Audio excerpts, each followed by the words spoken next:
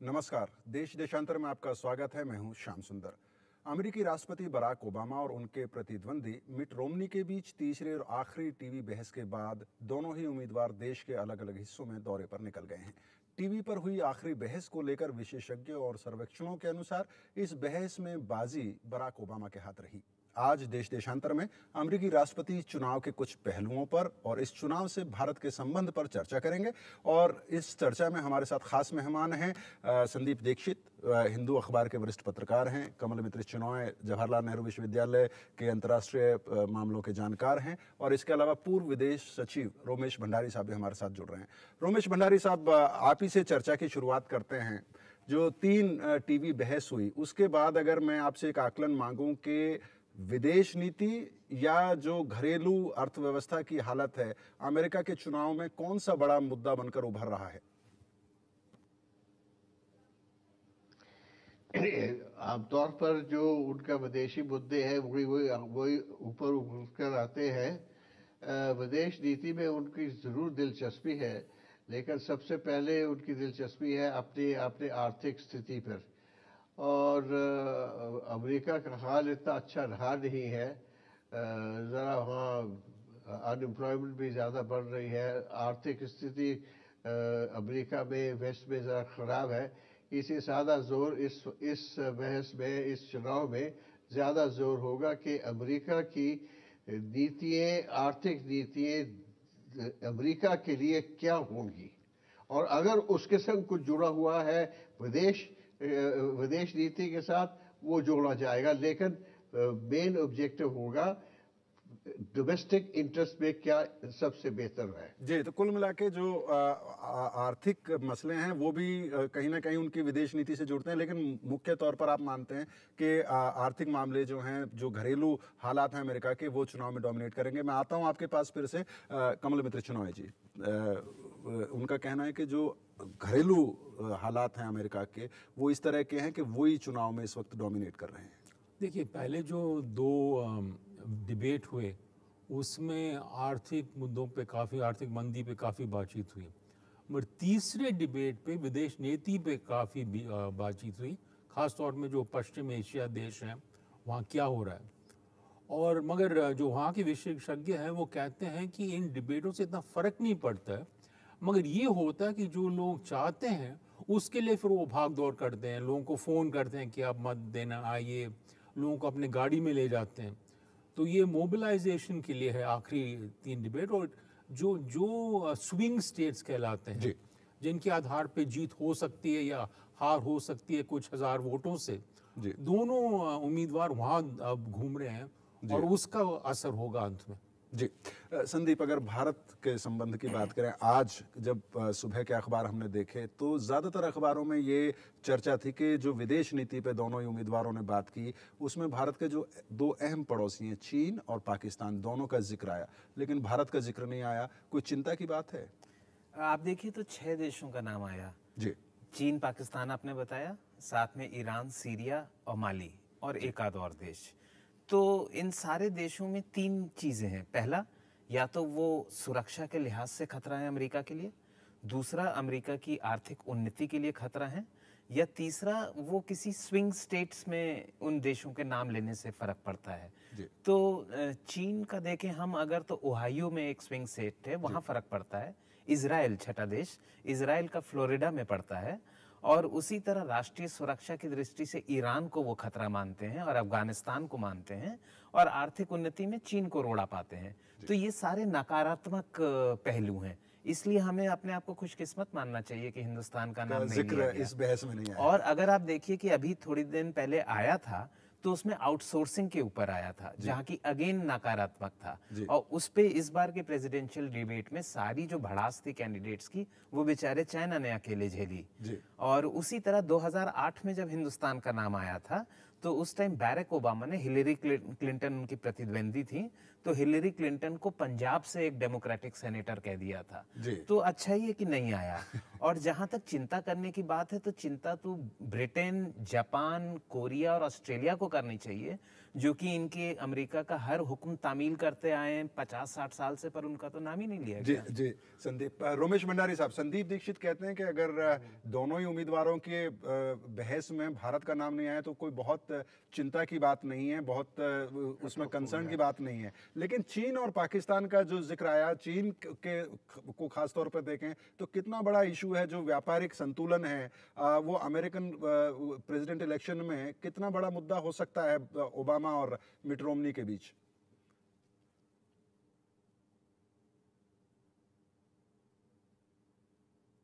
रोमेश भंडारी साहब के साथ इस वक्त हमारा संपर्क शायद कायम नहीं है। प्रोफेसर चिनॉय, संदीप दीक्षित कह रहे हैं कि कोई चिंता की बात नहीं है। हाँ, वो तो सही है, मगर चीन के साथ दो तरह के मुद्दे हैं। एक तो ये है कि आर्थिक स्थिति को लेके जो ट्रेड है उसमें डिफिसिट चीन के फायदा में है जी। दूसरी बात ये है कि जो सीरिया का मामला है उसमें रूस और चीन ने मिलके 2 बार वीटो कर लिया कि संयुक्त राष्ट्र संघ बीच में हस्तक्षेप करें। और चीन का ईस्ट चाइना सीज इत्यादि में कुछ द्वीप के ऊपर झगड़ा चल रहा है जापान से, फिलीपीन से और देशों से। तो उनको दोनों एक फौजी शक्ति के तौर पे और एक आर्थिक की शक्ति के तौर पे अमेरिका देख रहा है।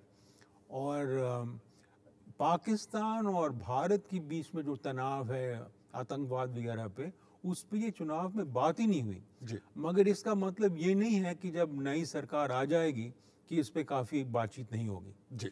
रोमेश भंडारी साहब हमारे साथ जुड़ चुके हैं। रोमेश भंडारी साहब, मैं आपसे ये जानने की कोशिश कर रहा था, मैंने संदीप दीक्षित से सवाल किया था कि दोनों ही उम्मीदवारों के बीच जो बहस हुई उसमें चीन का भी जिक्र आया, उसमें पाकिस्तान के भी जिक्र आया और कई देशों का जिक्र आया, लेकिन भारत का जिक्र दोनों ही उम्मीदवारों ने नहीं किया। क्या इसमें कोई चिंता की बात है? भारत को इग्नोर किया गया है या भारत कोई बहुत ज़्यादा मैटर नहीं करता है इस पूरी बहस में? नहीं, मेरे ख्याल में चिंता की बात नहीं है। मेरे ख्याल में तो ये अच्छी बात है कि इंडिया एक बड़ा इशू नहीं हुआ, क्योंकि इंडिया अगर कभी इशू होता है, कभी चर्चा होती है, तो हर दफ़े वो कश्मीर का मुद्दा उठाया जाता है। अब इससे मैं तो ये चीज़ें निकालता हूँ कि अब अमेरिका ने कश्मीर को बिल्कुल बैक बर्नर पे रख दिया है और उनकी जो चिंता है वो केवल पाकिस्तान के साथ है, और उसका बेहतर यही है कि वो उससे बात मत करे, वो बात नहीं की है। तो मेरे ख्याल में तो अच्छी बात है कि बात नहीं हुई है भारत की।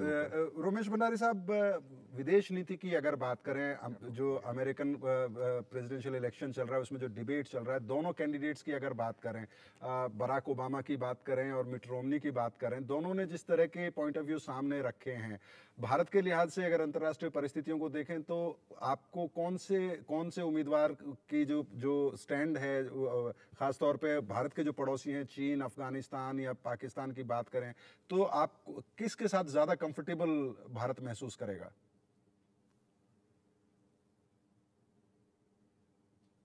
रोमेश भंडारी साहब से एक बार फिर हमारा संपर्क टूट गया है। संदीप, भारत दोनों के साथ कंफर्टेबल महसूस करता है, पर दोनों में फ़र्क है थोड़ा सा। जैसा रोमेश भंडारी साहब ने बताया कि अब कश्मीर बैक बर्नर पे चला गया है, नहीं तो डेमोक्रेट कैंडिडेट आमतौर पे कश्मीर को सामने लाते हैं। और हमें ये भी नहीं भूलना चाहिए कि 1998 में जब हमने न्यूक्लियर टेस्ट किए थे, तो न्यूक्लियर टेस्ट के बाद प्रधानमंत्री वाजपेयी ने क्लिंटन को एक चिट्ठी लिखी थी। उस चिट्ठी में चीन को दुश्मन माना गया था और उस चिट्ठी को लीक किया था इन्होंने। और उसी तरह पहले भी हालात हो चुके हैं। पर रिपब्लिकन के खिलाफ हम ये कहते हैं कि 1971 में जो बंगाल की खाड़ी में उन्होंने न्यूक्लियर हथियार से लैस अपने जहाज भेजे थे हिंदुस्तान को धमकाने के लिए, तो वो भी एक नेगेटिव साइड जाती है रिपब्लिकन के साथ।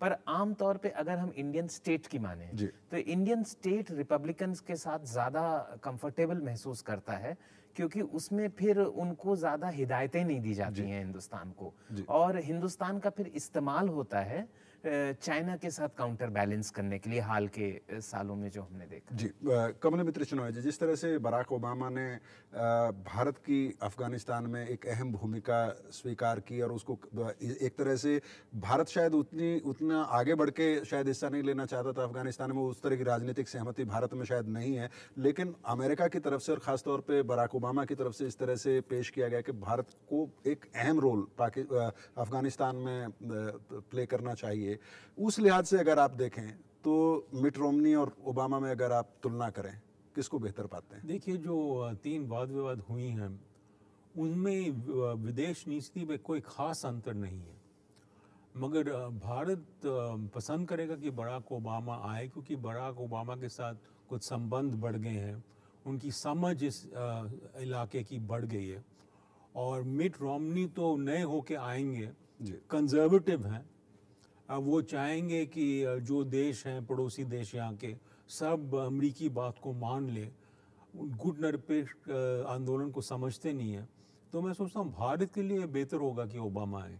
जी, रोमेश भंडारी साहब, जो सवाल मैंने प्रोफेसर चिनॉय से किया था वही आपसे भी करना चाहूँगा कि अफगानिस्तान में भारत की भूमिका को लेकर जो स्टैंड रहा बराक ओबामा का, या जिस तरह से उन्होंने कहा कि बढ़ी हुई भूमिका होनी चाहिए भारत की अफगानिस्तान में, मिट रोमनी और बराक ओबामा में आप किसको बेहतर पाते हैं भारत के लिहाज से अगर देखा जाए? देखिए, बराक ओबामा को ज़्यादा अनुभव है अफगानिस्तान के प्रति, काफ़ी कुछ चीज़ें वहाँ हो चुकी हैं, उनसे काफ़ी उन्होंने सबक सीखे हैं।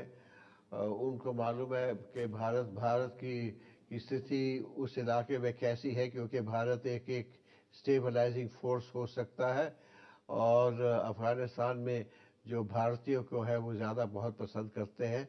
हमारी मित्रता और दोस्ती सदियों से चल रही है, तो इसलिए मेरे ख्याल में अफगानिस्तान का मुद्दा अगर ले लिए तो बराक ओबामा ज़्यादा अच्छा रहेगा।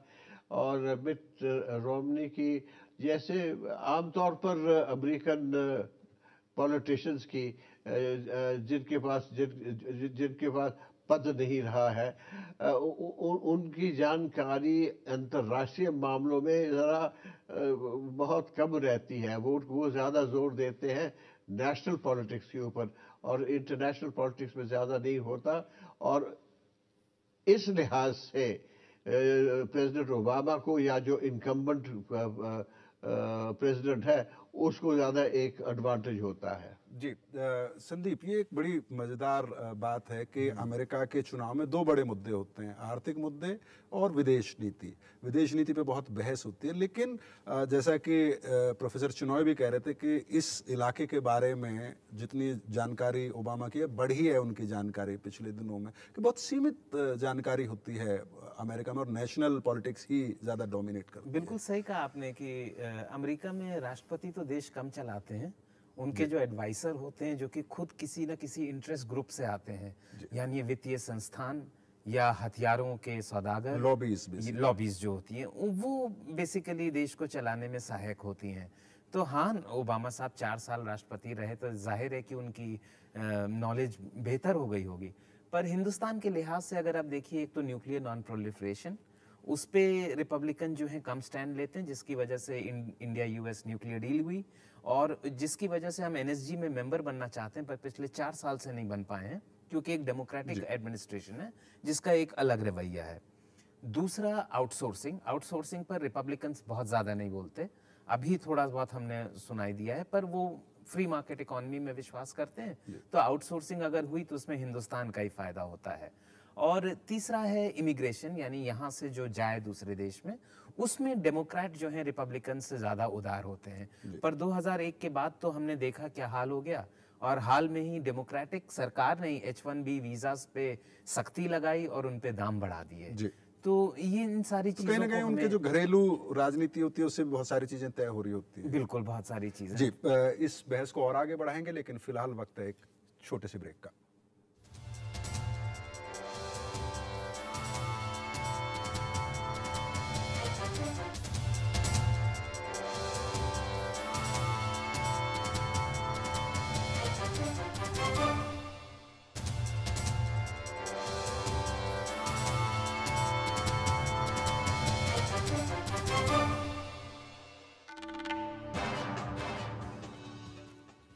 देश देशांतर में एक बार फिर आपका स्वागत है। आज हम बात कर रहे हैं अमेरिकी राष्ट्रपति चुनाव के अलग अलग पहलुओं पर और इससे भारत पर क्या असर पड़ सकता है। प्रोफेसर चिनॉय, अभी संदीप कह रहे थे कि लॉबीज़ की बात की कि वहाँ अमेरिका में किस तरह से प्रशासन चलता है। राष्ट्रपति सबसे ताकतवर व्यक्ति माना जाता है, लेकिन अंततः अलग अलग लॉबीज़ हैं, एडवाइज़र्स हैं, वो तय करते हैं सरकार की वहाँ की नीतियाँ क्या होंगी, विदेश नीति क्या होगी। आमतौर पे बड़ा पैसा खर्च होता है अमेरिका के चुनावों में भी, अरबों डॉलर इकट्ठा किया जाता है और उसमें भी अलग अलग लॉबीज़, अलग अलग इंटरेस्ट ग्रुप होते हैं। उसमें मैं अभी एक खबर पढ़ रहा था कि भारतीयों ने भी बढ़ चढ़ के बड़ा हिस्सा लिया है, चंदा इकट्ठा किया दोनों ही उम्मीदवारों के लिए।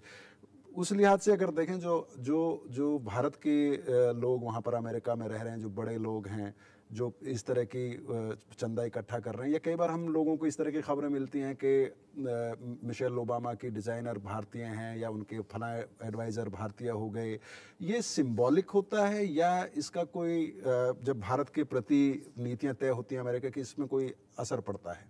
नहीं, असर पड़ता है, मगर ये भी है कि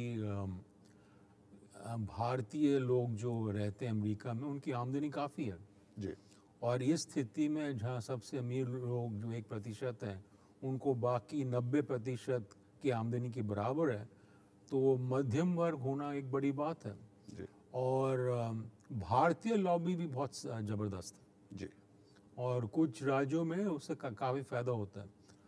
तो ओबामा ने बात किया आउटसोर्सिंग वगैरह का, पर उसका कुछ किया नहीं जी।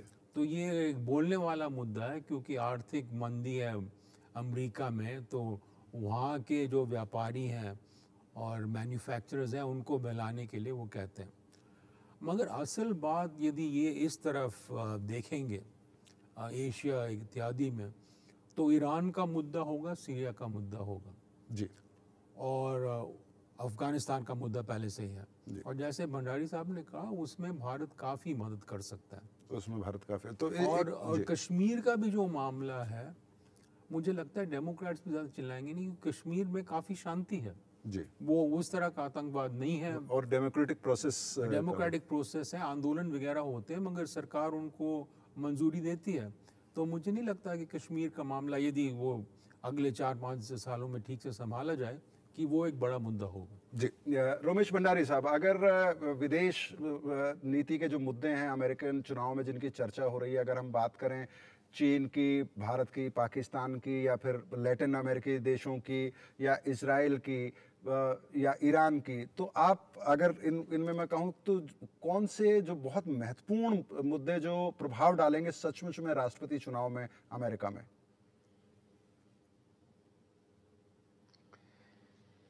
सबसे बड़ी लॉबी जो प्रभाव डालती है चुनाव में, वो इजरायली लॉबी है। इजराइल की लॉबी बड़ी तकड़ी है और वो अमेरिकन इलेक्शंस को बहुत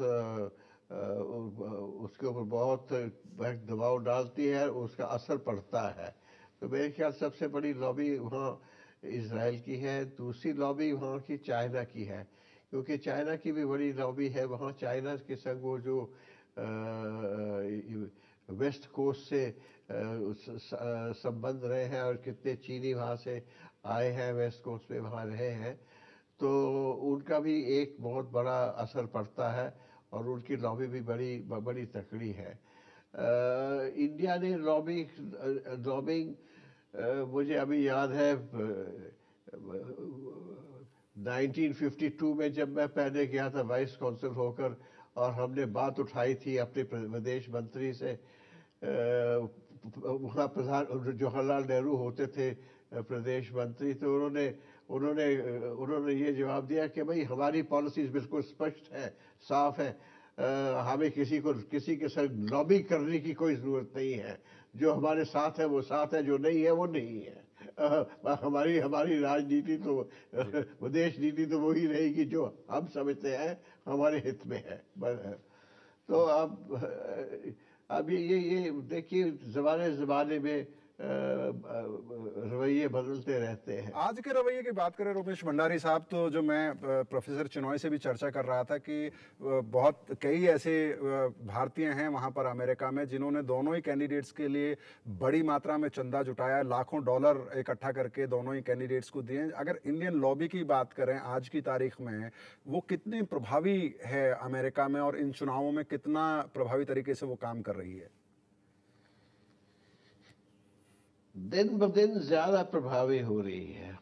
पहले तो वो जमाना था जब इंडियन लॉबी बिल्कुल अपने आप को दूर रखती थी कि भाई ये अजूरी मामला है, ये अपना चुनाव कर रहे हैं, पार्टीज के बीच में चल रहा है, हम इसमें हाथ क्यों फंसाएं, हम किसी के संग आइडेंटिफाई नहीं होने चाहिए, हमने तो दोनों के साथ रहना है।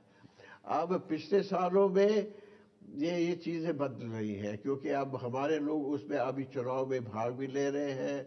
हमारे कोई people of Indian origin politics में आप आ गए हैं। बॉबी जिंदल का नाम बहुत सुनते रहते हैं।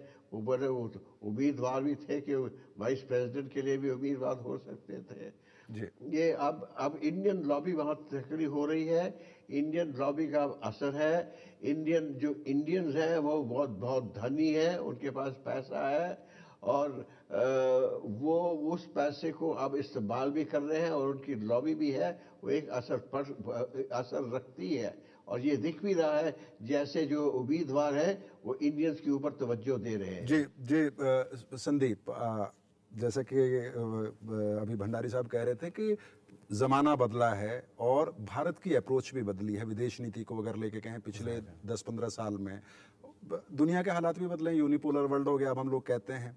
तो वैसे में आपने बहुत बारीकी से बताया कि भारत के लिहाज से अगर देखें तो दोनों ही उम्मीदवार, दोनों ही पार्टियां जो हैं उनकी किस इशू पे क्या पॉलिसी रही है, क्या वो कर सकते हैं, क्या नहीं कर सकते हैं, किस हद तक जा सकते हैं। लेकिन अगर भारत की लॉबीज की अगर बात करें, जो रमेश भंडारी साहब कहते हैं, क्योंकि आपकी सामरिक साझेदारी है, आपके न्यूक्लियर डील उनके अमेरिका के साथ बहुत सारे हित जुड़े हुए हैं, सरकार ये बताती है। वैसे में ये लॉबीज कितनी मैटर करती हैं?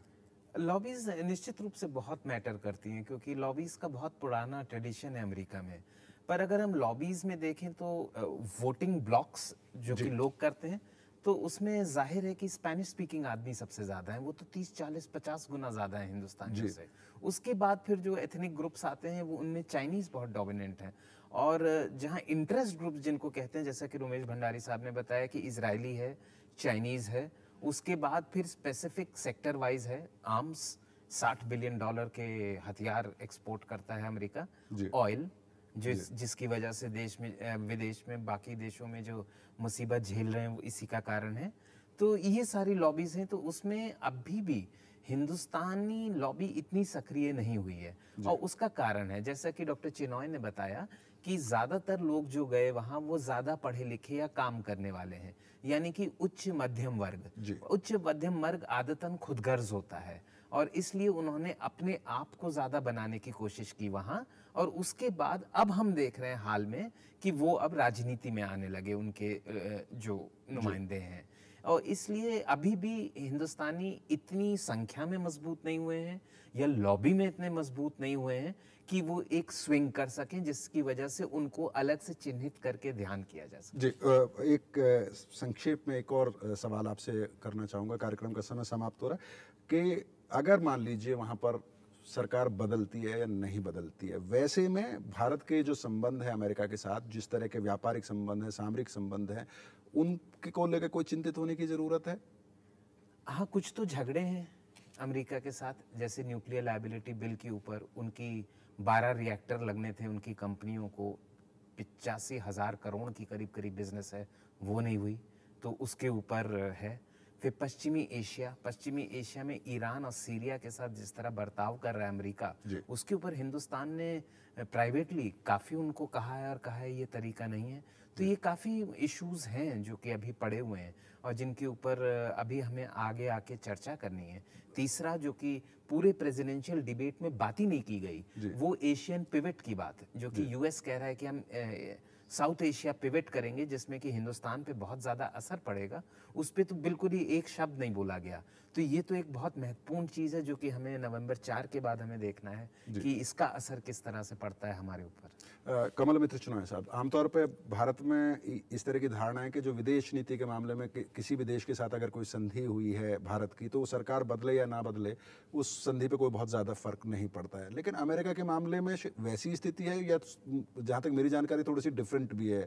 अगर वहाँ सरकार बदलती है क्या उस पर कोई असर पड़ सकता है? भारत के लिहाज से अगर देखें, वहाँ अगर सत्ता परिवर्तन होता है या नहीं होता है, दोनों ही सूरत में भारत के जो अमेरिका के साथ रिश्ते हैं, भारत के जो इंटरेस्ट हैं, वो सुरक्षित आप देखते हैं, या अगर सरकार बदलती है तो कुछ फर्क पड़ेगा? देखिए, जो डेमोक्रेट्स हैं वो कुछ लिबरल हैं रिपब्लिकन से, और मिट रोमनी तो लायबिलिटी बिल पे, आउटसोर्सिंग पे वगैरह यदि बहस हुई तो वो तो टक्कर ले लेगा जी। और सीरिया या पश्चिम एशिया पे तो वो बात बिल्कुल नहीं मानेगा कि उस पे इजरायली लॉबी का ज़्यादा असर है जी।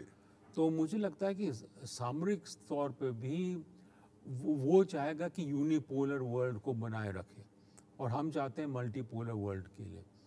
तो नया यदि शासन आएगा तो उनके साथ फिर बातचीत करनी होगी, और काफ़ी बातचीत जो तय हो गई थी बरामा के एडमिनिस्ट्रेशन से, वो नए स्थिर पे, नए तौर पे बात करनी होगी, और उसमें भी समय लगेगा। जी, बहुत बहुत शुक्रिया कमल मित्र चिनॉय साहब आपका भी, संदीप दीक्षित आपका भी, और रोमेश भंडारी साहब आपका भी इस चर्चा में हिस्सा लेने के लिए। तो कुल मिलाकर आज देश देशांतर के अंत में हम एक छोटी सी टिप्पणी इतनी ही कर सकते हैं कि हमारे ज़्यादातर मेहमान ये मानते हैं कि अगर बराक ओबामा फिर से अमेरिका के राष्ट्रपति बनते हैं तो भारत के लिए बहुत सारी चीज़ें आसान हो जाएंगी। लेकिन अमेरिका के लिए सामरिक तौर पर, व्यापारिक तौर पर जितना महत्वपूर्ण देश भारत है, वैसे में अगर वहाँ सत्ता परिवर्तन होता भी है तो भारत के लिए कोई बहुत ज़्यादा चिंता की बात नहीं होगी। इसी टिप्पणी के साथ देश देशांतर को आज यहीं विराम देते हैं। कल इसी समय आपसे फिर मुलाकात होगी, तब तक के लिए मुझे अनुमति दीजिए। नमस्कार।